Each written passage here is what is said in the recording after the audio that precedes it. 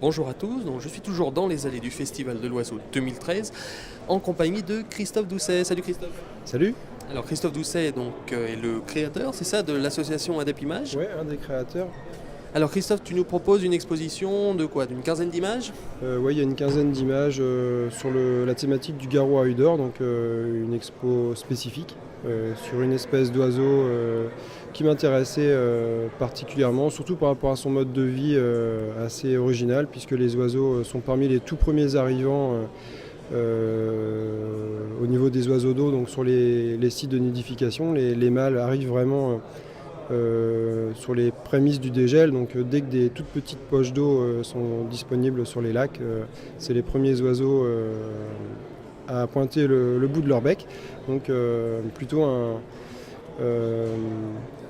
un oiseau qui nous accompagne quand on voyage tôt au printemps, et aussi intéressant au niveau du comportement, puisque la femelle se reproduit dans des cavités. Donc tout ce qui est surtout loges de pique noire, si elle peut les trouver, ou alors aussi beaucoup de nichoirs qu'on met à leur attention. Pour la petite anecdote, c'est un oiseau qui a été très utile aux populations scandinaves il y a quelques dizaines d'années de ça, puisque c'était la première source de protéines disponible de l'année à la fin de l'hiver, en fait.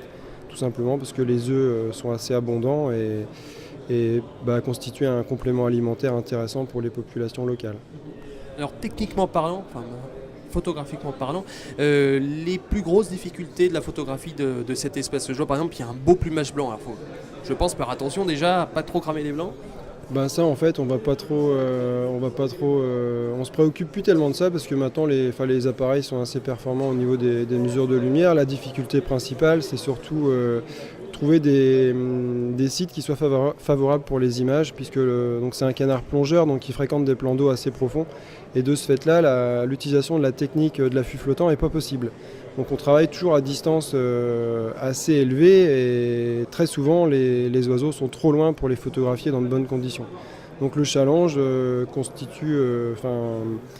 est surtout de trouver des sites qui soient favorables pour les images. Donc, c'est pour ça qu'en tout début de printemps, avant que l'ensemble des lacs soit dégelé, c'est plutôt pas mal, parce que il y a un effet de concentration des oiseaux, et du coup ça facilite certaines images.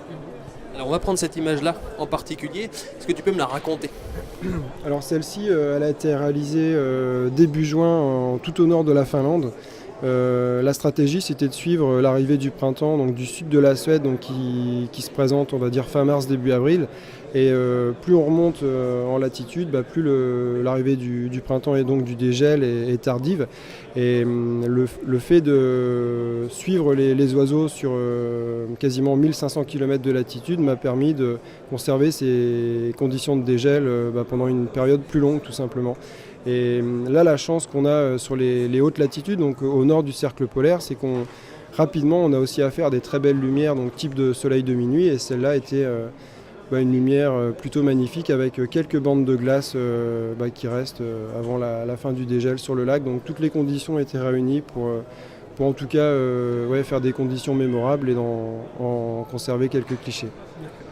Alors, cette association Adep Images, est-ce que tu peux nous la présenter brièvement? Alors l'association a été créée il y a déjà quelques années, en 2006, suite au constat d'un manque de structures spécialisées dans tout ce qui est la sensibilisation à l'environnement, mais avec une spécificité d'utiliser la photographie de nature comme support de communication principal. Donc on a créé l'asso il y a déjà 7 ans maintenant. Et puis nos activités ont évolué autour de tout ce qui est animation grand public, animation pédagogique, stage photo, guidage de voyage photo à l'étranger. Maintenant, on a aussi une activité d'impression nature. Et depuis cette année, l'association est porteuse d'un projet de festival d'images nature qui s'est déroulé en baie du Mont-Saint-Michel, donc sur notre territoire principal, à peu près en plein cœur entre la Bretagne et la Normandie. Alors, Christophe a tenu une conférence sur l'éthique photo. Alors, je profite de t'avoir avec moi. L'éthique photographique dans la photographie nature, qu'est-ce que c'est? Alors l'éthique en photographie de nature, c'était un sujet qui nous tenait à cœur énormément avec Eric Médard et puis aussi d'autres photographes, mais là il s'est trouvé que ce collègue-là était disponible à la fois géographiquement donc, sur le festival et donc en même temps que moi pour proposer cette thématique-là. Ça nous tenait vraiment à cœur de débattre et surtout d'expliquer au public qu'on essayait il y avait une bonne partie de photographes de nature qui essaient de pratiquer de manière surtout respectueuse par rapport aux sujets convoités, et notamment les espèces animales. Il faut bien se rappeler qu'en travaillant avec des animaux sauvages, la priorité c'est, si ce n'est le zéro dérangement, de réduire autant que se peut les contraintes liées à notre activité. Donc, dans un premier temps, on a évoqué les dérangements potentiels et toutes les précautions que notre activité nécessitait, notamment pour le respect maximum des sujets.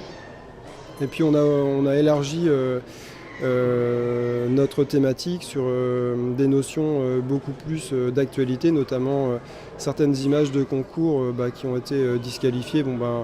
Je pense notamment à une certaine photo de loup présentée au BBC il y a quelques années qui en fait était un animal captif. Donc c'était vraiment un des sujets importants qu'on voulait aborder dans cette conférence. À côté de ça, on voulait aussi parler du côté éthique en photographie de nature pour tout un petit peu la partie post-image sur le terrain, donc tout ce qui concerne ce que les festivals proposent et aussi les concours de photographie nature. On se pose de plus en plus de questions, notamment par rapport à l'évolution des règlements et à l'encouragement à créer des images plutôt derrière un ordinateur que derrière un appareil photo. Et nous, on considère que l'essentiel de l'image doit être réalisé clairement derrière un appareil photo, puisque c'est le boulot de photographe et pas d'infographiste. Alors, quels seraient les trois, alors je ne veux pas dire interdictions, mais les trois conseils que tu donnerais à un photographe, on va dire débutant ou amateur, grand amateur, pour ne pas déranger la nature? Donc, je ne sais pas, arriver tôt, bien avant les espèces, bien se camoufler, pas trop faire de bruit. Le premier conseil serait peut-être de rester chez lui s'il ne connaît pas l'espèce qu'il veut photographier. Bien sûr, c'est une plaisanterie, mais la priorité, je pense, pour ne pas déranger, c'est avant tout de connaître les animaux qu'on veut photographier. Donc, par rapport à ça, il y a différents moyens. Déjà, se documenter sur l'espèce qu'on espère trouver et ensuite photographier. Il y a d'autres moyens très intéressants, c'est de rencontrer les associations naturalistes, donc tout ce qui est groupe ornithologique, mammalogique, toutes les associations qui œuvrent concrètement pour la protection de l'environnement et la sensibilisation à toutes ces thématiques très d'actualité. Et c'est à la fois un excellent moyen de cumuler des connaissances sur les animaux qu'on espère photographier et en plus souvent de donner un coup de main intéressant en plus aux associations qui diront en général qui nous accueillent souvent de manière agréable et intéressante puisque l'échange de compétences peut être souvent enrichissant pour tout le monde.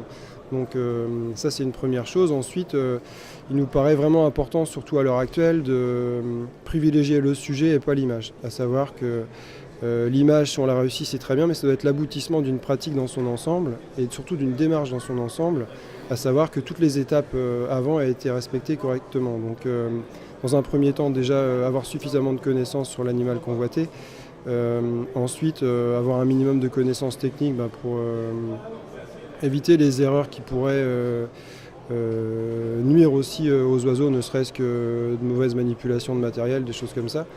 Et en dernier recours, si toutes les étapes, en tout cas qui nous semblent importantes pour mener à bien le processus d'image dans son ensemble, si la photo est réussie, tant mieux, mais en tout cas, ça ne doit jamais se faire dans le risque du dérangement des animaux, mais ça peut être aussi tout à fait les végétaux et les plantes dans leur ensemble aussi, qui sont tout aussi dépendantes de bonnes pratiques. Donc c'est plus une démarche globale et un respect et un état d'esprit dans son ensemble que des règles à vouloir appliquer de manière trop précise. Je pense que quand on est photographe de nature, on est forcément sensible à ce qu'on photographie et a priori, il paraît assez logique de faire de son mieux pour évidemment créer, si ce n'est aucun dérangement, au moins qui reste sous une forme la plus minimale possible. Christophe, dernière question, ton actualité pour cette année 2013? Ça a été la première édition de notre festival d'images nature en baie du Mont-Saint-Michel, qui s'est déroulé à la fin du mois de mars dernier. Et puis maintenant, on va pouvoir souffler un petit peu plus pendant la période de printemps et j'espère pouvoir de nouveau passer plus de temps sur le terrain et faire quelques images en attendant peut-être une deuxième édition de ce festival et pourquoi pas d'autres dates pour cette thématique de conférence sur l'éthique en photographie de nature qui nous tient très à cœur. On l'espère. Et merci beaucoup Christophe pour m'avoir accueilli sur De rien. ton stand. Et puis quant à moi, voilà, je vais essayer d'aller trouver d'autres photographes pour d'autres interviews. Salut!